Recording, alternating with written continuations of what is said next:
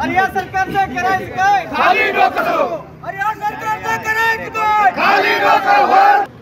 50 खोके एकदम ओके. 50 खोके एकदम ओके. या सरकारचं करायचं काय? खाली डोकं वर पाय. डोकं वर पाय. प्रकाश आंबेडकरांचा प्रकाश आंबेडकरांचं करायचं काय? खाली डोकं वर पाय. 50 खोके एकदम ओके. आंबेडकरांचं करायचं काय असं म्हणा. आंबेडकरांचं करायचं काय? खाली डोकं वर पाय. करायचं काय? खाली डोकं वर पाय. 50 खोके.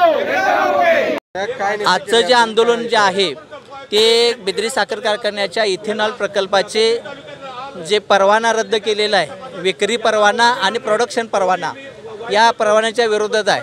हा परवाना डायरेक्ट बंद केला, म्हणजे त्यांनी जी कारवाई केली, रात्रीची कारवाई केली आणि त्या रात्रीच्या कारवाईनंतर नोटीस देऊन संचालकांचं किंवा साखर कारखान्याचं म्हणणं ऐकून घेऊन मग ही कारवाई करणं अपेक्षित होतं. ही अचानक केलेली कारवाई जी आहे या कारवाईच्या विरोधातलं हे मोठं आंदोलन आहे आणि हे असं आंदोलन आम्ही पुन्हा पुन्हा करणार आहोत. जोपर्यंत कारवाई मागे घेत नाहीत तोपर्यंत आंदोलन हे उभा राहिलं जाईल. महाराष्ट्रामध्ये अनेक कारखाने आहेत, त्या अनेक कारखान्यांच्याकडे कोजन, डिस्लरी अनेक प्रकल्प आहेत.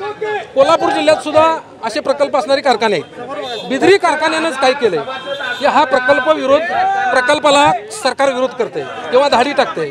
मानसिकता प्रत्येकाची असते, आपल्या कारखान्यानं पुढे जावं, 4 शेतकऱ्यांना पैसे जादा मिळावेत, त्यासाठी कारखाना बाय प्रॉडक्टसाठी काहीतरी प्रोजेक्ट उभा करत असते.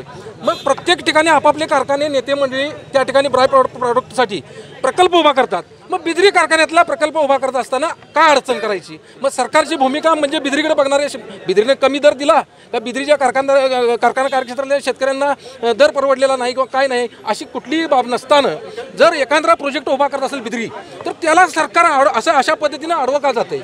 आता मागणी काय आहे तहसीलदारांच्याकडे आणि किती दिवसात कुठल्याही परिस्थितीत हा प्रोजेक्ट पुढे गेल्याशिवाय शेतकऱ्याच्या पदरात 200-300 रुपये जादा भाव मिळणार नाही.